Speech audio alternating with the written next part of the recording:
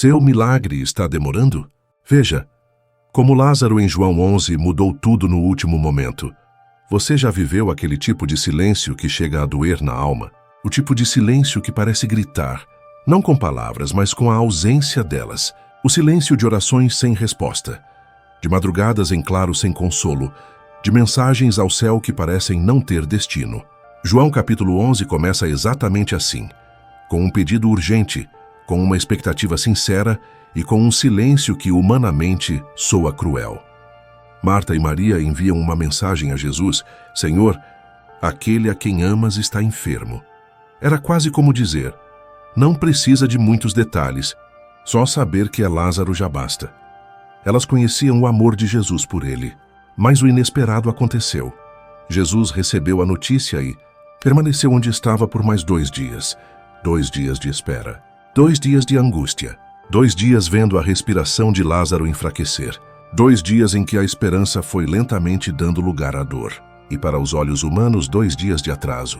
Mas para os olhos de Deus, 2 dias de preparação. O silêncio de Deus não é sinal de abandono.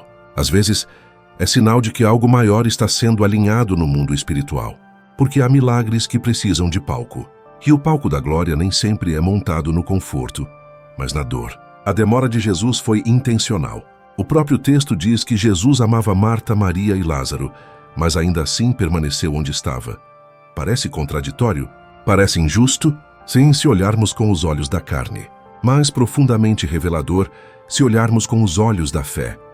Quantas vezes você já questionou o tempo de Deus? Quantas vezes já pensou: se o Senhor me ama, por que não responde logo? Só que João 11 nos ensina que o amor de Deus não é mensurado pela velocidade da resposta, mas pela profundidade do propósito. A demora de Jesus não foi descaso, foi estratégia celestial. Porque se ele tivesse ido antes, teria curado Lázaro. Mas indo depois, ele o ressuscitou. E há uma diferença profunda entre cura e ressurreição. Uma fala de restauração, a outra de um novo começo, de algo que parecia irremediavelmente perdido, mas que Deus traz de volta à vida. O silêncio de Deus nos obriga a confrontar a nossa fé, nos obriga a decidir se seguimos por convicção ou por conveniência. Nos força a amadurecer. Aquelas irmãs poderiam ter se revoltado, poderiam ter desistido, poderiam ter enterrado não só o irmão, mas também a fé. Mas elas permaneceram. Mesmo frustradas, permaneceram.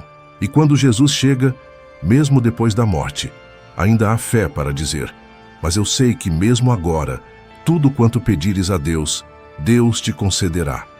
Você consegue dizer isso hoje? Consegue, mesmo no silêncio, crer que Deus ainda pode fazer? Consegue confiar que a demora dele está moldando algo maior que a sua compreensão?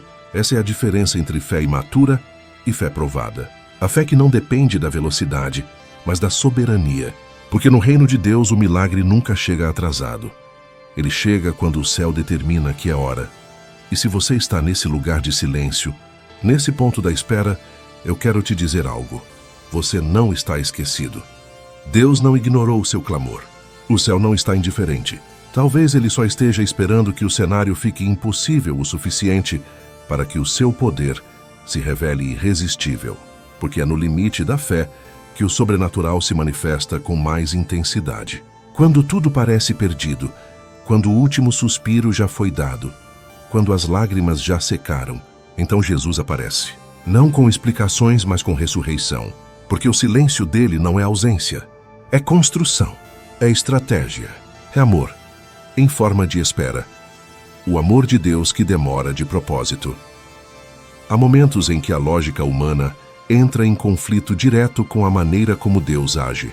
Esperamos que o amor divino nos proteja da dor, nos livre da espera, nos isente das perdas.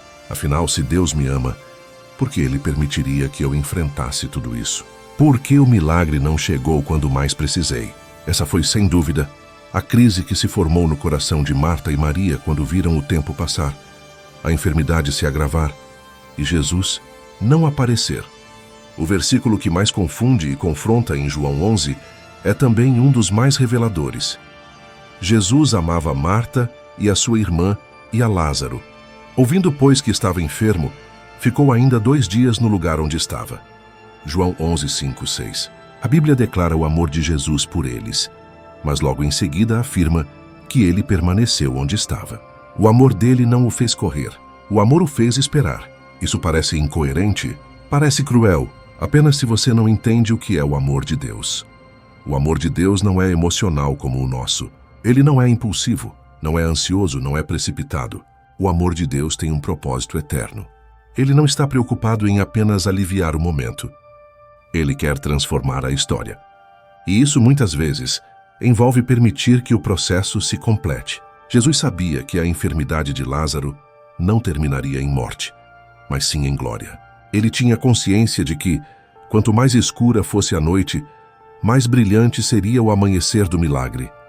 A demora de Deus tem um motivo, e muitas vezes, esse motivo é nos alinhar ao propósito que ainda não conseguimos enxergar.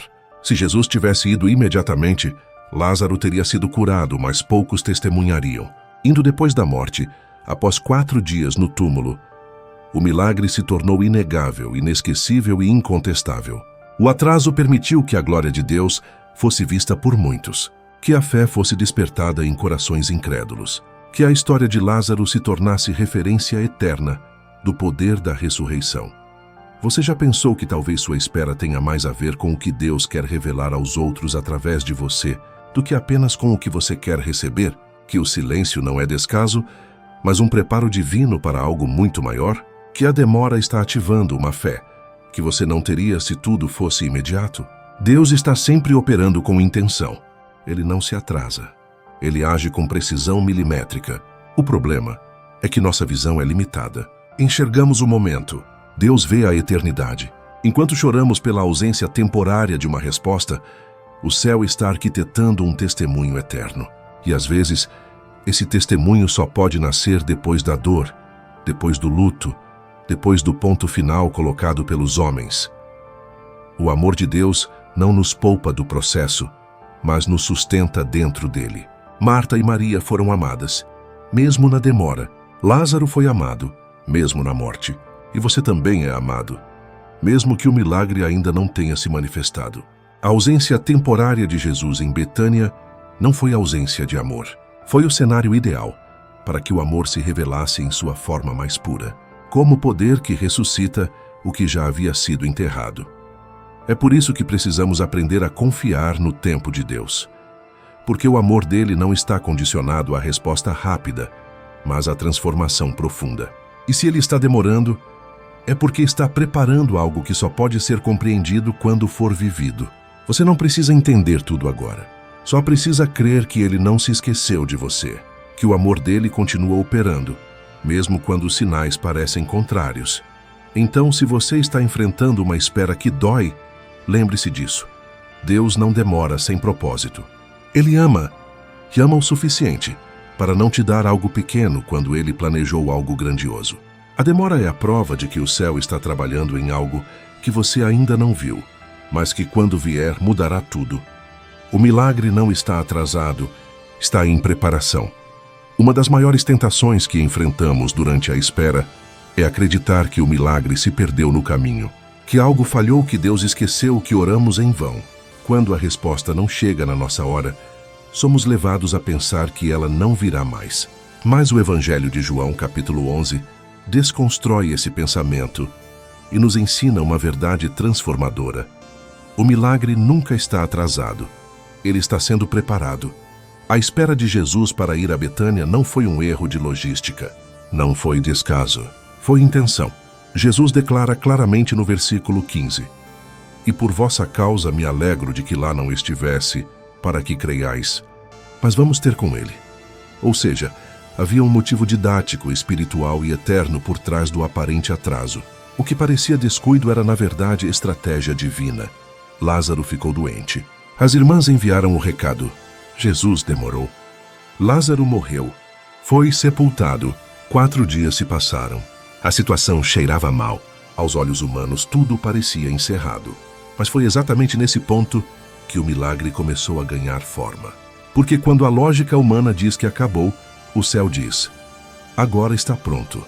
A preparação do milagre envolve camadas que não vemos. O tempo de espera é, muitas vezes, o tempo em que Deus está construindo os bastidores da manifestação. Ele está alinhando corações, quebrando resistências, desatando laços, revelando quem são os verdadeiros amigos, removendo o orgulho que impediria o testemunho. Deus está preparando não só a resposta, mas também você para recebê-la. É comum pedir algo com pressa, mas não ter estrutura para lidar com as consequências do que pedimos. Queremos bênção, mas não suportaríamos o peso da responsabilidade. Queremos cura, mas não entendemos o processo de restauração. Queremos portas abertas, mas não temos maturidade para permanecer de pé diante das oportunidades. E Deus, como Pai amoroso, não antecipa milagres quando sabe que isso pode nos ferir. Por isso Ele prepara, Ele forma, Ele lapida, Ele silencia para amadurecer. Permite que enfrentemos o luto de coisas que amamos para nos mostrar que só Ele pode ressuscitar o que julgamos perdido. Cada lágrima derramada durante a espera não é desprezada. Cada noite sem resposta está sendo registrada. Nada escapa dos olhos de Deus. Enquanto você sofre com a ausência de sinais, o céu está escrevendo o roteiro de um testemunho que vai impactar gerações. Lembre-se, Jesus não chegou depois. Ele chegou na hora exata em que o milagre seria visível a todos. Ele não curou Lázaro em segredo. Ele ressuscitou Lázaro diante de uma multidão. Porque há milagres que precisam ser vistos, não apenas vividos. E esses milagres exigem tempo, exigem preparação, exigem que passemos pelo vale, para que saibamos valorizar o monte, que enfrentemos a noite para reconhecermos a luz. Portanto, se o seu milagre ainda não chegou, não significa que ele foi cancelado, significa que ele está sendo refinado. E quando ele vier, você entenderá que não era atraso. Era um propósito sendo lapidado no tempo certo, do jeito certo, para a glória de Deus e para a edificação da sua fé. Não se desespere com o silêncio. O céu está trabalhando. E quando o milagre sair dos bastidores para o palco da sua vida, você vai ver que Deus sempre esteve presente, que a demora fazia parte do plano, e que o que Ele vai fazer será tão maior, tão mais profundo, tão mais poderoso, que você vai agradecer por não ter sido antes. A espera, que quebra o orgulho e ativa a fé pura. Marta e Maria esperavam uma cura, mas Deus preparava uma ressurreição. O que parecia atraso era, na verdade, um convite à fé mais profunda. Elas disseram: Senhor, se estivesses aqui, meu irmão não teria morrido. João 11, 21, 32. Essa frase, repetida pelas duas irmãs em momentos diferentes, revela uma fé condicionada. Elas acreditavam que Jesus podia curar, se estivesse presente antes da morte, mas não sabiam que Ele era maior que o tempo, maior que a enfermidade, maior até que a morte. A espera tem um poder que muitas vezes ignoramos. Ela revela o que há de mais oculto dentro de nós. Durante a espera, o orgulho é exposto. A impaciência se mostra. A arrogância religiosa, que pensa saber como Deus deve agir, se desfaz. A espera nos desnuda. Deixa à mostra a fé que temos, ou a que ainda não temos. Marta ainda tentou justificar sua fé com um discurso teológico. Eu sei que Ele ressuscitará na ressurreição. No último dia, era João 11, 24. Mas Jesus queria mais que uma resposta certa. Ele queria um coração rendido. Por isso responde: eu sou a ressurreição e a vida, e João 11, 25. Ou seja, não é sobre quando, é sobre quem. A fé madura não espera um tempo certo. Ela se firma em uma pessoa, em Jesus. Enquanto esperamos, Deus está fazendo cirurgias internas. Ele quebra nossos argumentos, desmonta nossos planejamentos, destrói nossas zonas de controle. Ele nos confronta com a limitação da lógica e nos ensina a andar sobre águas de confiança. A espera nos ensina que fé não é só crer que Deus pode, é se render ao tempo em que Ele quer. A fé pura nasce no fogo da espera. Quando você já fez tudo o que podia, já orou, já jejuou, já declarou, já chorou e nada mudou. Então você precisa decidir. Vai continuar confiando ou vai abandonar? É nesse ponto que a fé verdadeira se revela. Não a fé das aparências, mas a fé que continua mesmo quando não há sinal nenhum. A demora de Jesus não foi um teste apenas para Marta e Maria, mas também para os discípulos e para os judeus que estavam ao redor. Todos tiveram que lidar com a frustração de um Jesus que ama, mas não corre. Que ouve, mas espera. Que tem poder, mas não age no nosso relógio. E essa desconexão entre expectativa e realidade é o lugar onde a fé genuína nasce. Hoje talvez você esteja nesse ponto, cansado, decepcionado, pensando em parar de orar, se perguntando por que Deus ainda não respondeu. Mas essa espera está gerando algo eterno. Ela está moldando uma fé que não depende de sinais, mas que crê na palavra. Está formando um caráter que não exige explicações, mas que descansa na soberania. Não é à toa que Hebreus 11:6 diz: sem fé é impossível agradar a Deus. E essa fé não nasce de palavras bonitas. Ela nasce no silêncio, na frustração, no tempo em que Deus não fala, mas observa, no tempo em que Ele não se manifesta, mas está presente. Se você está nesse lugar, saiba, você não está sendo ignorado. Está sendo refinado.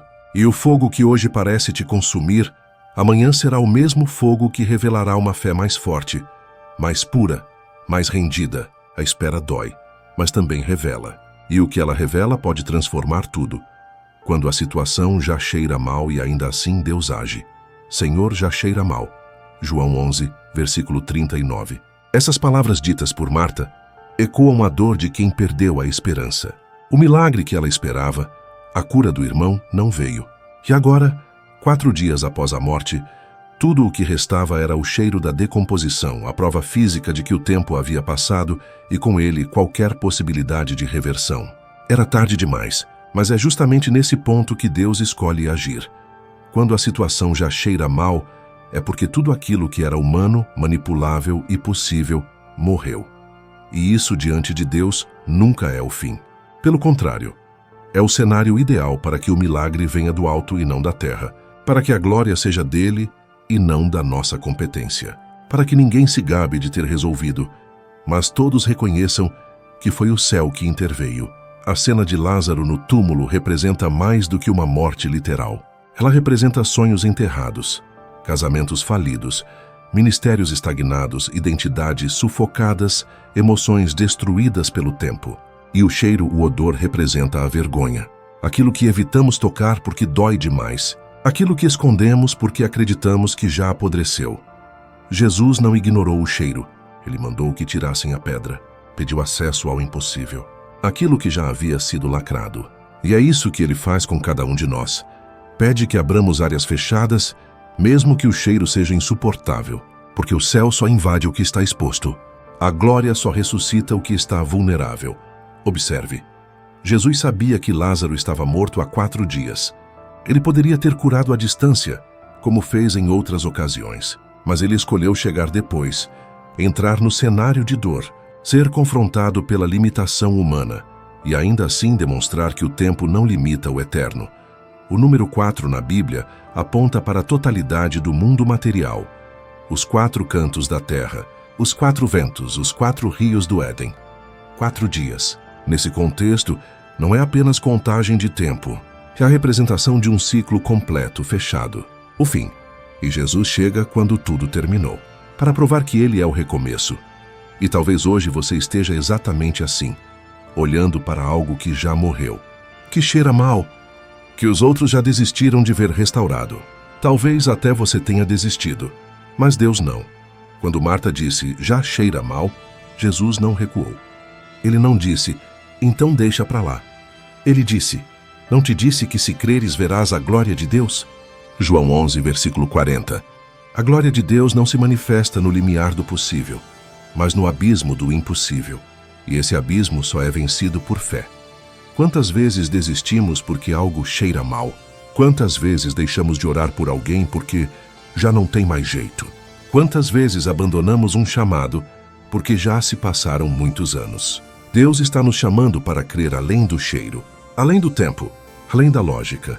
E o mais impressionante é que o milagre não começou com a ressurreição, mas com a ordem: tirai a pedra. Isso exigiu fé de quem ouvia, coragem para se expor, obediência para agir mesmo em meio à incredulidade. Aquele que ressuscita os mortos poderia mover a pedra com um sopro, mas quis contar com mãos humanas. O sobrenatural é sempre uma parceria entre a fé do homem e o poder de Deus. Se hoje sua situação já cheira mal, não fuja. Não esconda. Tire a pedra. Deixe Deus entrar onde todos disseram que já era tarde demais. A fé verdadeira não teme o odor da morte, porque sabe que onde Jesus entra, Até o cheiro de morte é transformado em perfume de vida. 2 Coríntios capítulo 2, versículo 14 declara: Mas graças a Deus que em Cristo sempre nos conduz em triunfo, e por meio de nós exala em todo lugar a fragrância do seu conhecimento. O que antes cheirava a fim, agora exala vida. Porque quando Deus age, até aquilo que era podre se torna testemunho. A pedra que você precisa tirar para o milagre sair. No Evangelho de João capítulo 11, versículo 39, Jesus dá uma ordem que parece contraditória ao que ele está prestes a realizar. Tirai a pedra. Aquele que tinha poder para ressuscitar um morto com apenas uma palavra, preferiu envolver o ser humano em um gesto simples, porém profundamente espiritual. Remover a barreira. Essa pedra representa tudo aquilo que está entre você e o milagre, entre a promessa e o cumprimento, entre a morte e a vida. Ela simboliza o medo, o orgulho, a incredulidade, os traumas não resolvidos, os pecados escondidos, as mágoas acumuladas. Tudo que impede a luz de entrar no lugar escuro. O primeiro passo para o milagre acontecer na vida de Lázaro não foi a ordem "vem para fora", mas a remoção da pedra. Deus quer ressuscitar o que está morto, mas Ele não fará sozinho o que cabe a você fazer. Ele não move o que você insiste em manter no caminho. Muitas vezes, oramos por milagres, mas não obedecemos ao simples gesto de tirar a pedra. Queremos ver a glória de Deus, mas não estamos dispostos a remover aquilo que bloqueia o mover. E essa pedra nem sempre é algo evidente. Às vezes é um comportamento sutil, um pensamento recorrente, uma palavra amarga que nunca foi tratada. Jesus, ao mandar tirar a pedra, nos ensina que o milagre exige cooperação. Ele não precisa de ajuda para operar, mas deseja nossa participação para edificar. Porque o milagre que vem sem envolvimento raramente produz transformação. Mas quando somos parte do processo, a fé amadurece, a obediência se fortalece, e a glória de Deus é mais real do que nunca. E veja, tirar a pedra expõe a dor. Exala o cheiro do luto. Coloca para fora o que estava sendo escondido. Por isso muitos preferem manter a pedra no lugar, por medo da vergonha, do julgamento, ou simplesmente por não acreditarem mais que algo bom possa sair dali. Mas Jesus não age onde há ocultação. Ele age onde há exposição, onde a pedra é removida, onde a fé vence o medo. Marta relutou. Ela disse: Senhor, já cheira mal. Ela hesitou diante da ideia de reabrir a ferida, mas foi exatamente esse passo de fé que precedeu o milagre. Tirar a pedra é admitir que, mesmo sem entender tudo, você está disposto a obedecer. É reconhecer que a cura começa quando a alma se torna vulnerável diante de Deus. É confiar que, mesmo que o cheiro da dor ainda esteja presente, o toque de Jesus é suficiente para transformar tudo. Em nossa caminhada, quantas pedras mantemos no lugar? Quantos bloqueios alimentamos enquanto oramos por libertação? Quantas vezes Deus nos chama para dar um passo prático e nós preferimos ficar na espera passiva? A fé que remove pedras é a fé que prepara o ambiente para o impossível. Ela não exige explicações. Ela apenas diz: se Ele mandou, eu farei. E é nesse ambiente que o céu se move. Não onde há perfeição, mas onde há disposição. Hoje Deus pode estar te mostrando qual é a pedra que precisa ser tirada. Pode ser uma conversa que você vem evitando, uma decisão que tem adiado, um pedido de perdão, um passo de reconciliação, um abandono de pecado, ou talvez um simples gesto de fé. Hebreus capítulo 12, versículo 1 diz: livremo-nos de tudo o que nos atrapalha e do pecado que nos envolve, e corramos com perseverança a corrida que nos é proposta. A pedra precisa sair para que o milagre entre. A barreira precisa ser removida para que a glória se revele. Lázaro estava do outro lado da pedra, esperando por um chamado divino. Mas o primeiro ato veio da terra, mãos humanas obedecendo à voz de Deus. E é assim que o céu age. Ele fala, nós obedecemos. Ele ordena, nós removemos. Ele ressuscita, nós testemunhamos. Se você deseja ver o impossível, pergunte hoje: qual é a pedra que eu preciso tirar? O choro de Jesus e o cuidado que precede o milagre. Entre a chegada de Jesus a Betânia e o milagre da ressurreição, há uma cena que desconcerta os teólogos e toca profundamente os corações. Jesus chorou. O versículo 35 de João, capítulo 11, é o menor da Bíblia em termos de palavras, mas talvez um dos maiores em termos de revelação. Jesus chorou. Por que o Filho de Deus, que sabia que Lázaro seria ressuscitado em minutos, se permitiu derramar lágrimas? A resposta está na profundidade do cuidado divino. Jesus não é um milagreiro frio, nem um profeta distante. Ele é Emanuel, Deus conosco. E estar conosco significa sentir conosco. Ele não apenas age por nós, mas também sofre conosco antes de intervir. O choro de Jesus nos revela que, antes de mudar a situação, ele se importa com a nossa dor. Cristo se comoveu ao ver Maria chorando, ao contemplar os amigos de Lázaro tomados pelo luto. Ele não ignorou o lamento. Ele não apressou o processo para provar seu poder. Ele parou, sentiu, chorou. E isso muda tudo sobre como enxergamos a demora do milagre. Às vezes pensamos que Deus não se importa porque ele ainda não respondeu. Mas o silêncio dele não é ausência de sentimento. É paciência divina acompanhada de compaixão. Jesus não está apático ao seu sofrimento. Ele está presente. E mais do que presente, sensível. O choro de Jesus mostra que o céu não se apressa quando o coração ainda está sangrando. Há um cuidado antes da cura, uma empatia antes do extraordinário. Jesus não apenas soluciona, ele se envolve. E quando o céu se envolve, nada é superficial. Cada lágrima é registrada, cada suspiro é ouvido, cada dor é validada. Isso nos ensina que o milagre não é só sobre resultado, é também sobre presença. O maior presente que Marta e Maria receberam naquele dia não foi apenas a vida restaurada de Lázaro, mas a certeza de que o Messias chorou com elas, que Deus sentiu o que elas sentiam, que o Salvador se doeu por ver seus amigos sofrendo. O Salmo 34, versículo 18 afirma: Perto está o Senhor dos que têm o coração quebrantado e salva os contritos de espírito. Não há dor sua que passe despercebida por Deus. Antes de Ele agir, Ele te acolhe. Antes de transformar a situação, Ele te abraça com sua presença. E talvez hoje você esteja esperando um milagre, mas só receba silêncio. Saiba disso. Se há lágrimas nos seus olhos, há lágrimas nos olhos de Jesus também. Ele continua sendo o mesmo. Ele ainda se comove com a sua dor. Ele ainda te ama com profundidade suficiente para chorar com você, mesmo já sabendo que a resposta está a caminho. O choro de Jesus não foi fraqueza, foi conexão, foi amor. Foi o retrato perfeito de um Deus que não espera que sejamos fortes o tempo todo, mas que se permite descer até nossa fraqueza para depois nos levantar. É por isso que, quando o milagre acontece, ele é mais que solução. É a prova de que Deus nunca esteve distante. Ele só estava chorando ao nosso lado, preparando o momento certo para dizer: Lázaro, vem para fora. Milagres que vêm enrolados em linhas de luto. Lázaro, sai do túmulo. A voz de Jesus ecoa e a morte recua. O impossível acontece diante dos olhos de uma multidão. Mas o milagre não termina no momento em que ele respira novamente. A Bíblia diz que Lázaro saiu ligado de mãos e pés com faixas e o rosto envolto num lenço. João 11:44. Ou seja, ele estava vivo, mas ainda preso. Ressuscitado, mas limitado. Milagre realizado, mas envolto em ataduras. Isso revela uma realidade espiritual que muitos não compreendem. Há milagres que acontecem em etapas. A vida volta, mas ainda há amarras que precisam ser desfeitas. Deus opera o sobrenatural, mas também nos convida a participar da libertação completa. Jesus ordena: desatai-o e deixai-o ir. O milagre da vida foi dele, mas o processo de tirar as faixas envolvia pessoas. Há muitos que já experimentaram uma ressurreição em alguma área da vida.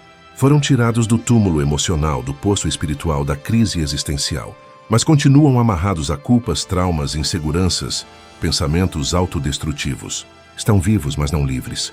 Ressuscitaram, mas não caminham plenamente. E isso não significa que o milagre foi incompleto. Significa que há continuidade no processo. A saída do túmulo é o começo, não o fim. O luto não é apenas sobre morte física, é sobre perdas. É sobre tudo aquilo que foi arrancado abruptamente da nossa história. E muitas vezes, o milagre vem embrulhado em faixas de luto, marcas do que enfrentamos, resquícios do que sofremos. Deus nos traz de volta à vida, mas nos chama a caminhar em direção à liberdade plena. E é nesse ponto que a comunidade de fé se torna essencial. Jesus não disse a Lázaro para se desatar. Ele disse às pessoas ao redor: desatai-o. Isso nos ensina que há libertações que acontecem em comunidade. Precisamos de pessoas maduras ao nosso redor, que não nos julguem pelas faixas, mas nos ajudem a retirá-las com graça, paciência e amor. Há também um princípio oculto aqui. Não é porque você ainda sente os efeitos da dor que o milagre não aconteceu. O fato de você ainda estar lidando com as faixas não anula o poder da voz que te tirou do túmulo. A cura está em andamento. A liberdade está sendo construída, e cada faixa removida é mais um passo rumo à plenitude. 2 Coríntios capítulo 3, versículo 17 declara: onde está o Espírito do Senhor, aí há liberdade.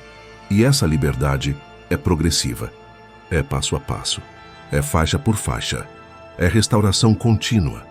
Se você sente que Deus te tirou da morte, mas ainda carrega limitações, não desanime. O processo não é evidência de que Deus te esqueceu. É prova de que Ele está te refinando, te conduzindo não apenas à vida, mas à liberdade plena. O milagre verdadeiro não é apenas levantar do túmulo, é aprender a andar de novo, com passos firmes, sem amarras. Isso Deus ainda está fazendo com você, quando o milagre vira testemunho e impacta multidões. O milagre não é o fim da história. Na verdade, muitas vezes, é apenas o começo de uma nova jornada. Em João capítulo 11, após Lázaro ser ressuscitado por Jesus, algo extraordinário acontece. Multidões que estavam próximas se rendem à fé. A ressurreição não foi um ato isolado de compaixão divina, foi uma manifestação de glória com propósito evangelístico. Deus não age apenas para nos consolar, mas para impactar todos ao nosso redor. Quando o milagre acontece, ele se transforma em um testemunho vivo que pode mudar o rumo de outras vidas. A Bíblia relata: muitos, pois dentre os judeus que tinham vindo a Maria e que tinham visto o que Jesus fizera, creram nele. João 11:45. Eles viram. Eles presenciaram a vida retornar onde havia apenas morte. E isso foi suficiente para despertar fé no coração daqueles que talvez antes estivessem apenas curiosos ou indiferentes. Isso nos ensina algo poderoso. Quando Deus age na nossa vida, o resultado não deve ser silêncio, mas proclamação. O testemunho tem poder. Apocalipse capítulo 12, verso 11 declara que eles o venceram pelo sangue do Cordeiro e pela palavra do seu testemunho. O inimigo não teme apenas o sangue de Cristo. Ele treme quando alguém começa a declarar o que o sangue de Cristo fez. Porque o testemunho é a ponte entre o que Deus fez e o que Ele ainda quer fazer na vida de outras pessoas. O seu milagre pode ser a resposta para a oração de alguém que está prestes a desistir. É por isso que a ressurreição de Lázaro gerou uma movimentação espiritual. Jesus não apenas devolveu um amigo à família, mas revelou seu poder messiânico diante de testemunhas. Foi esse episódio que acelerou a conspiração para matá-lo. João 11:53. Pois os líderes religiosos perceberam que, se continuasse assim, todos creriam nele. O milagre de um homem tocou a estrutura de uma nação. Você entende isso? Um milagre doméstico causou agitação em todo o sistema religioso. E é aí que reside o poder do milagre, que se transforma em testemunho. Ele rompe barreiras, desestrutura paradigmas, confronta ceticismos e ilumina a verdade diante de quem antes estava nas trevas. O seu testemunho, por mais simples que pareça, é uma chama acesa, que pode incendiar o coração frio de alguém que achava que Deus havia se calado para sempre. Talvez você ache que o que Deus fez na sua vida foi pequeno demais para impactar alguém. Mas quem define o tamanho de um milagre não somos nós. Para alguém que viveu no vale, qualquer sopro de vida é revolução. Para quem está afundando, uma palavra pode ser o bote salva-vidas. Para quem está à beira do suicídio, ouvir que Deus curou sua ansiedade pode ser o milagre que o impede de desistir. Você não precisa de microfone nem de multidão. Você só precisa dizer: Jesus me alcançou, me levantou e ainda me ama. O testemunho de Lázaro não foi uma pregação. Ele não escreveu livros, não fez vídeos, não discursou em sinagogas. Ele apenas existia, e o fato de estar vivo já era o sermão mais poderoso de todos. Há pessoas que vão olhar para você, ver onde você estava e onde Deus te colocou hoje, e vão se render ao Senhor não pelo que você diz, mas pelo que você se tornou. Há poder em viver o milagre, e há ainda mais poder em compartilhar esse milagre. Quando você abre a boca para declarar a fidelidade de Deus, você está semeando fé em corações sedentos. Você está dizendo ao mundo: ainda há esperança. Você está quebrando cadeias de incredulidade. Você está ecoando a glória de um Deus que não desistiu de amar, de agir, de intervir. Se o seu milagre chegou, celebre. Mas não pare aí. Testemunhe, conte, compartilhe. Torne público o que Deus fez em secreto. Não por vaidade, mas por missão. Porque o que Deus fez em você pode ser exatamente o que alguém precisa ouvir para continuar. O milagre de Lázaro não foi apenas para Marta, Maria e Betânia. Foi para Jerusalém. Foi para o mundo. Foi para as gerações. E o seu milagre, se for compartilhado com humildade e verdade, também será. Porque o que Deus faz, Ele faz com propósito eterno. O propósito de Deus é maior do que a pressa do homem. A lógica humana clama por urgência. Quando enfrentamos crises, queremos que Deus haja agora. Que o socorro chegue imediatamente, que a porta se abra sem demora. Mas o céu não trabalha no compasso do desespero humano. Ele segue o ritmo do propósito eterno. Em João capítulo 11, esse contraste fica evidente. Enquanto Marta e Maria imploravam por uma intervenção rápida, Jesus permaneceu ainda 2 dias no lugar onde estava. Isso não foi descaso, foi direção. Foi propósito. O versículo 6 diz: ouvindo, pois, que estava enfermo, ficou ainda 2 dias no lugar onde estava. Isso parece contraintuitivo. Jesus ama Lázaro, sabe de sua enfermidade, mas não corre. Por quê? Porque o agir de Deus não se dobra à nossa urgência. Ele vê o que não vemos. Ele conhece o fim desde o princípio. E por isso o seu tempo é perfeito. Ainda que pareça tardio aos nossos olhos. A pressa é um reflexo da nossa limitação. Somos imediatistas, porque não conseguimos ver além do agora. Mas o propósito de Deus é maior. Ele sabe que a espera de hoje pode gerar um testemunho eterno amanhã. Ele entende que, se o milagre for liberado fora do tempo certo, pode até se tornar um fardo. Quantas vezes oramos pedindo bênçãos que, se chegassem naquela hora, nos destruiriam? Mas o Pai, em sua soberania, retém, não por crueldade, mas por amor. Jesus esperou porque o milagre que ele realizaria não era apenas para curar, era para ressuscitar. E há uma enorme diferença entre cura e ressurreição. Curar é impedir que a morte chegue. Ressuscitar é mostrar que mesmo quando a morte chega, ela não tem a palavra final. Você entende isso? A espera ampliou o milagre. O atraso aparente gerou glória abundante. O propósito venceu a pressa. Marta, em sua dor, diz: Senhor, se estivesses aqui, meu irmão não teria morrido. João 11:21. Ela acreditava que o tempo de Jesus havia expirado, que ele havia perdido a oportunidade. Mas Jesus responde: teu irmão há de ressuscitar. João 11:23. Ele não chegou atrasado. Ele chegou no momento certo para manifestar a glória de Deus. O tempo de Deus é sempre o tempo da revelação. Essa lição é dura para nós, porque esperar nos confronta. Esperar nos obriga a confiar, mesmo sem entender. Nos obriga a entregar o controle, a aceitar que Deus sabe o que está fazendo, mesmo quando o cenário é caótico. Mas é justamente na espera que nossa fé é lapidada. É na demora que o orgulho cede lugar à dependência. É no silêncio que a voz de Deus se torna mais audível. O propósito de Deus não está apressado porque é eterno. Ele não precisa provar nada a ninguém. Quando ele decide agir, tudo se curva. As leis da natureza se submetem. A morte perde o domínio. O impossível se torna visível. E é por isso que precisamos alinhar o nosso coração ao tempo dele. Porque a nossa ansiedade não move o céu, mas a nossa fé sim. Se você está esperando há dias, meses ou anos, saiba disso. Deus não está atrasado. Ele está trabalhando.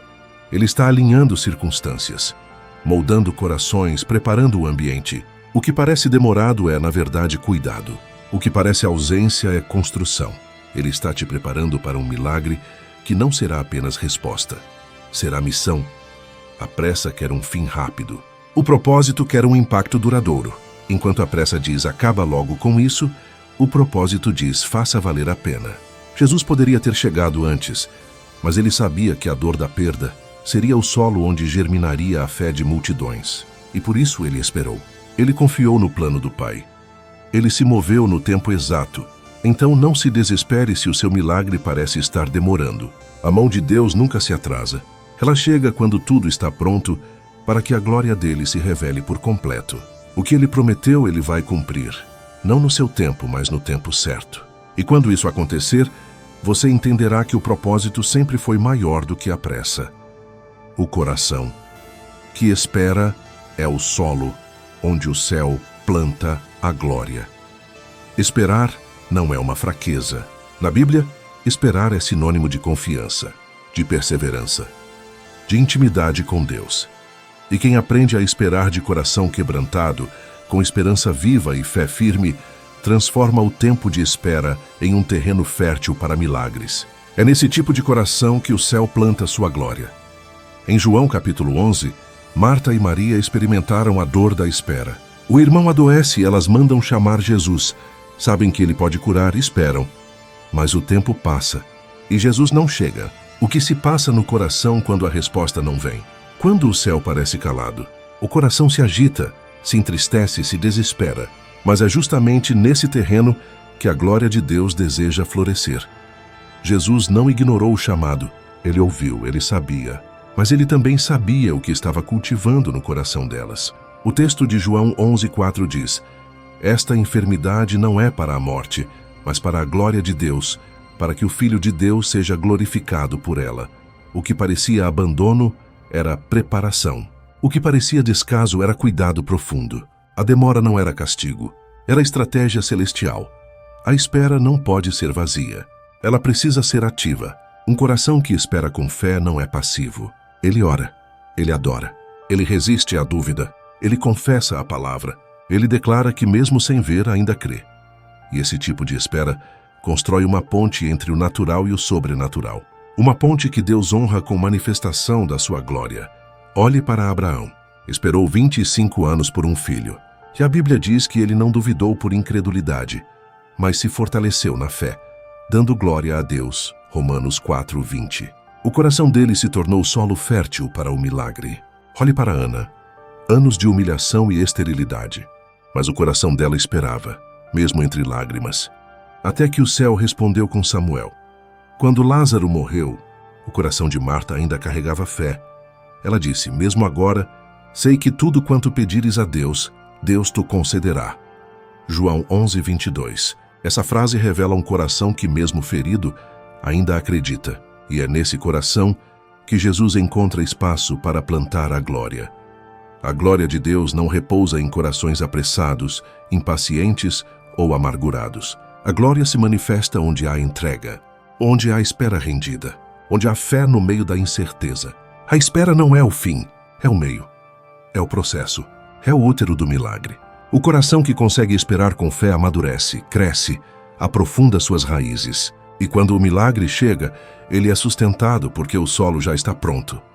Muitos perdem seus milagres não porque Deus não quis agir, mas porque não souberam esperar. Desistiram antes do tempo, deixaram a ansiedade sufocar a esperança, abandonaram a fé quando Deus estava prestes a responder.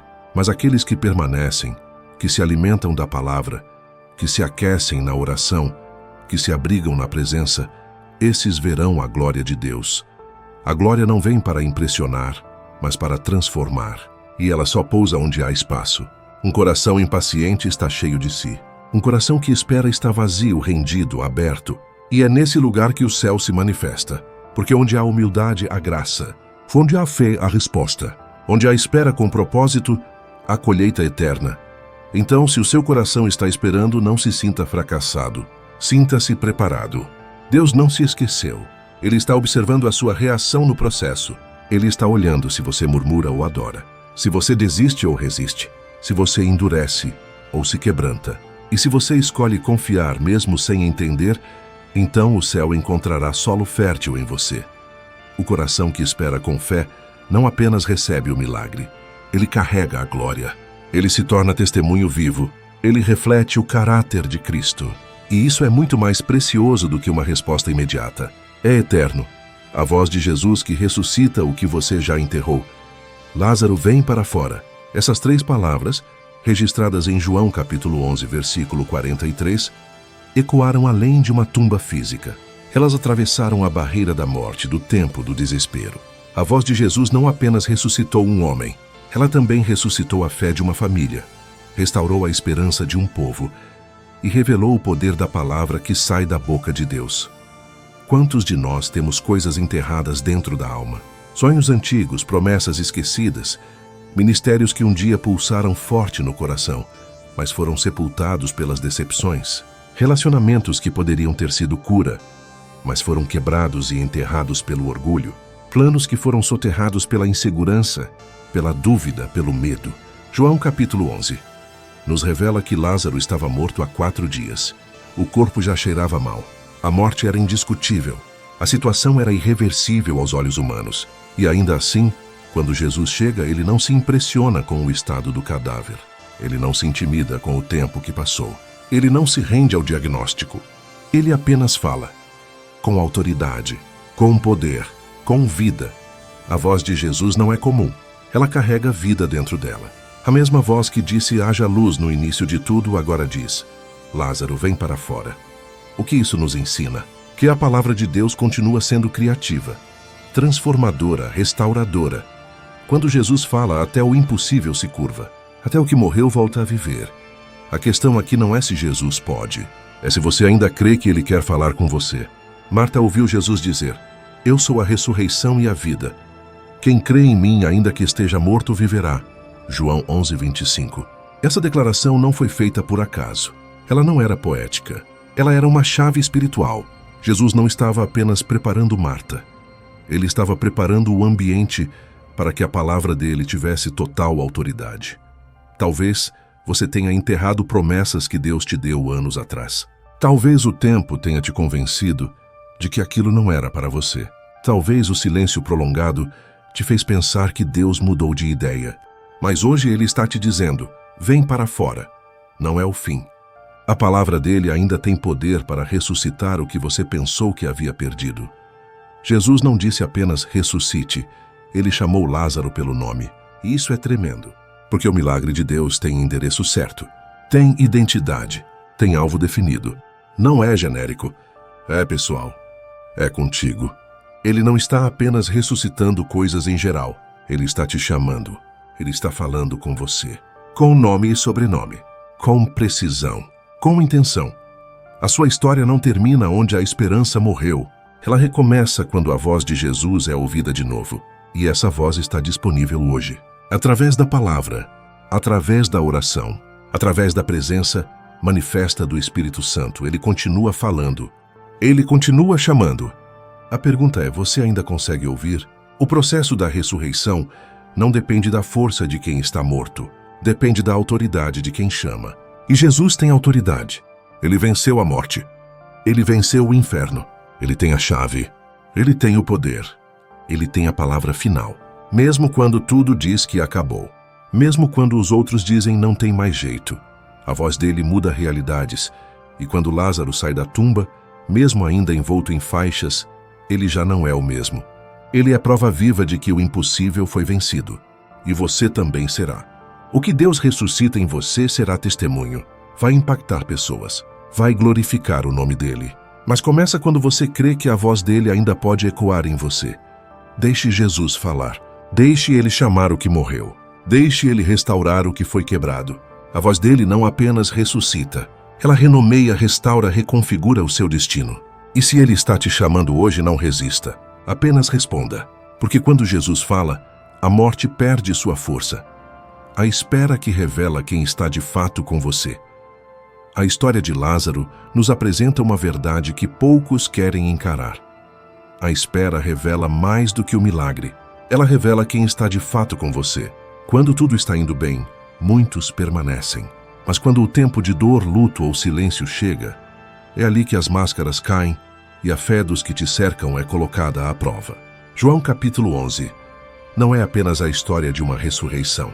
É também um espelho da nossa caminhada cristã, marcada por fases onde só permanece quem realmente crê. Marta e Maria tinham amigos, tinham vizinhos, tinham pessoas que as rodeavam, mas quando o irmão morreu, alguns ficaram de longe. Outros observaram o desfecho de braços cruzados. E foi nesse momento de dor que elas perceberam quem estava ali por empatia e quem apenas assistia à cena como espectador do sofrimento alheio. Porque nem todos que choram ao seu lado estão conectados com a sua fé. Alguns estão ali apenas por curiosidade, outros até torcendo para que nada aconteça, para que o milagre não venha e você continue no chão. Quando a espera se prolonga, os verdadeiros permanecem. Os superficiais vão embora. Os que só estão por interesse se cansam. Os que não têm fé desistem. E esse processo, por mais doloroso que pareça, é necessário.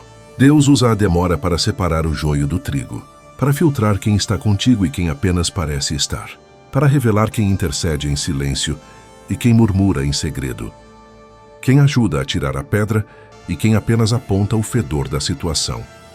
Jesus chegou em Betânia e encontrou um ambiente dividido. De um lado havia lamento, de outro fé. Havia murmúrio, mas também havia expectativa. E ele discerniu tudo. Ele viu quem chorava por amor e quem estava ali apenas por religiosidade. João capítulo 11, versículo 37, diz que alguns dos presentes questionaram: ele que abriu os olhos do cego não poderia fazer com que este não morresse? Esse tipo de comentário revela incredulidade disfarçada de piedade. Gente que fala com ares espirituais, mas com o coração frio. E você tem percebido quem são os que realmente caminham com você na espera pelo milagre? Tem discernido quem são os que oram e quem são os que apenas opinam? Tem percebido os que incentivam e os que apenas toleram sua jornada de fé? A espera te dá olhos espirituais. Ela te ensina a enxergar além das palavras, porque é na ausência de respostas que surgem as verdadeiras companhias. Até mesmo Jesus, no Getsêmani, descobriu que nem todos estavam dispostos a vigiar com ele por 1 hora. Imagine nós.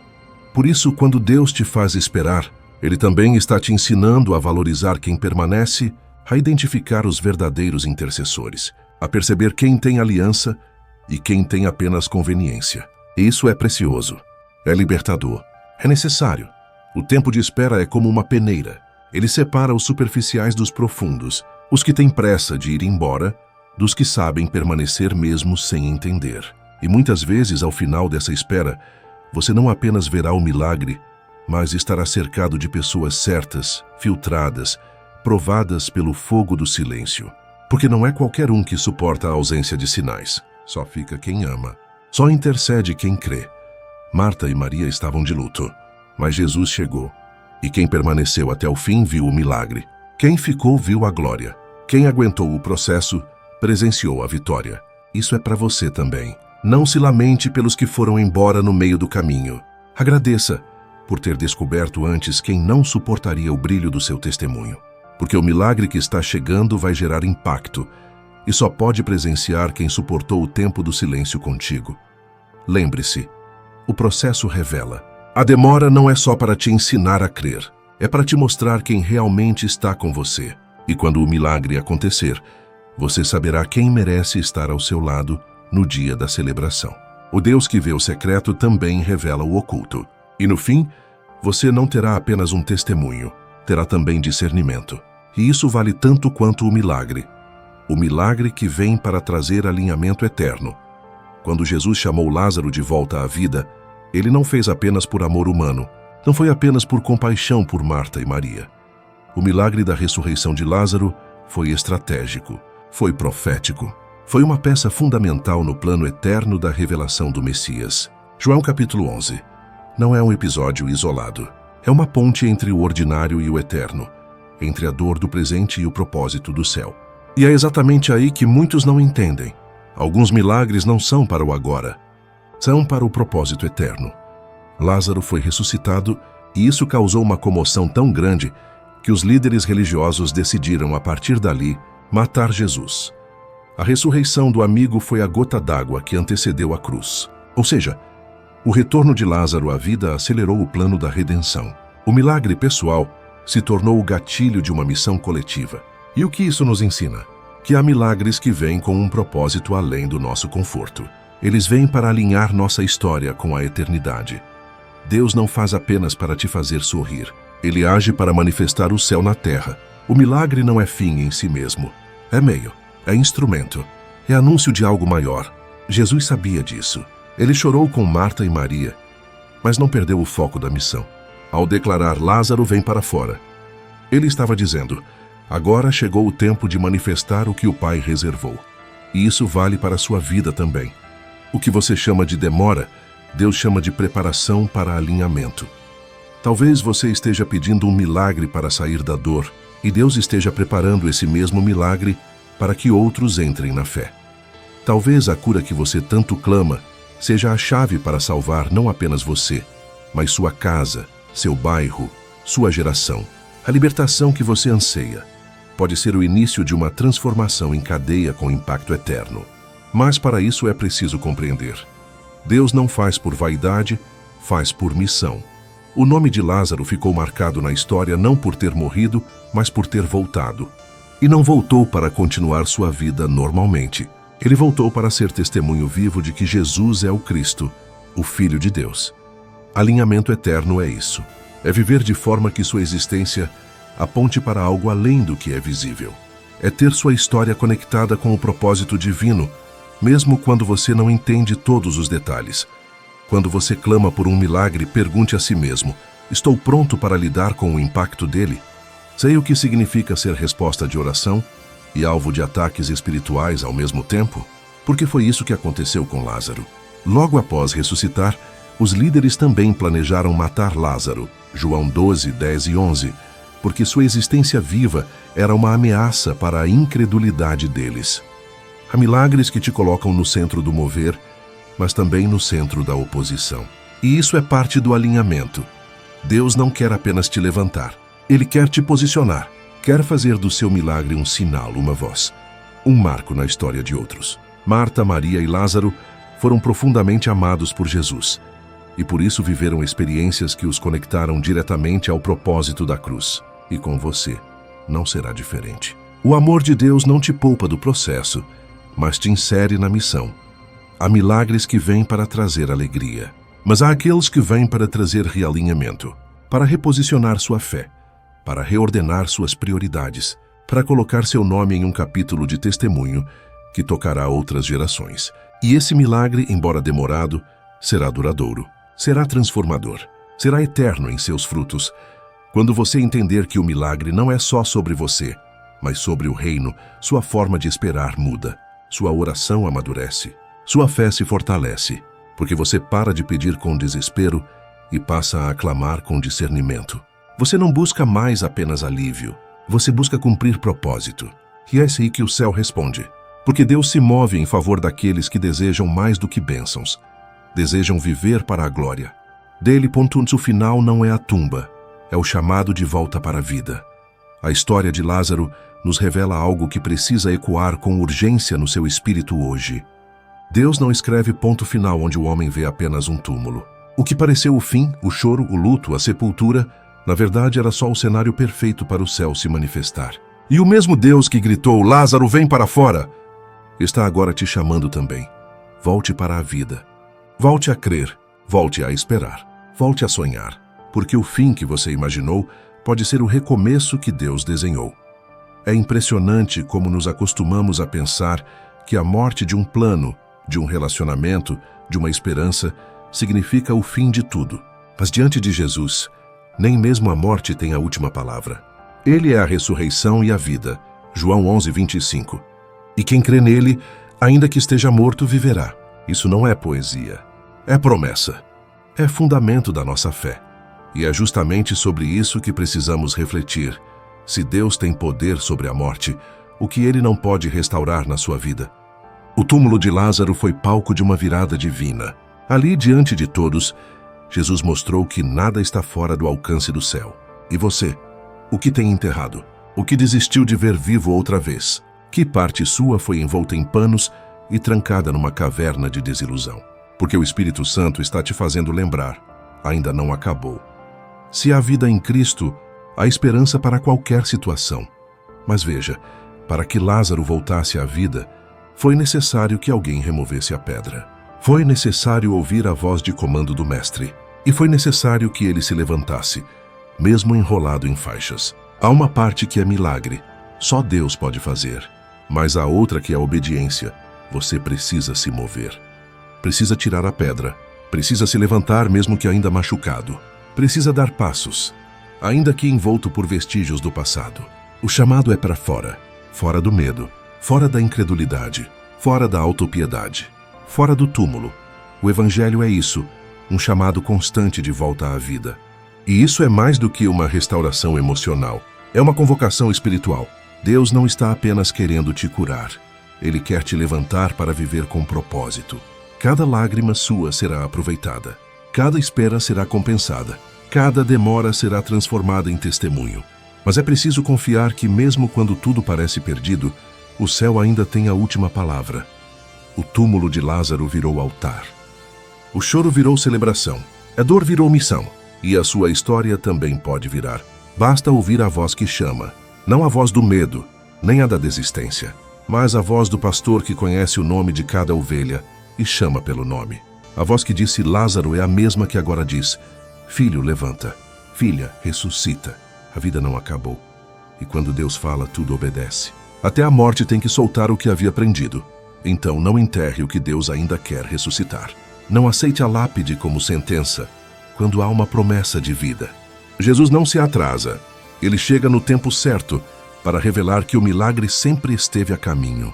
E mesmo que o corpo já cheire mal, mesmo que todos tenham desistido, mesmo que você ache que não há mais volta, Ele pode, Ele chama.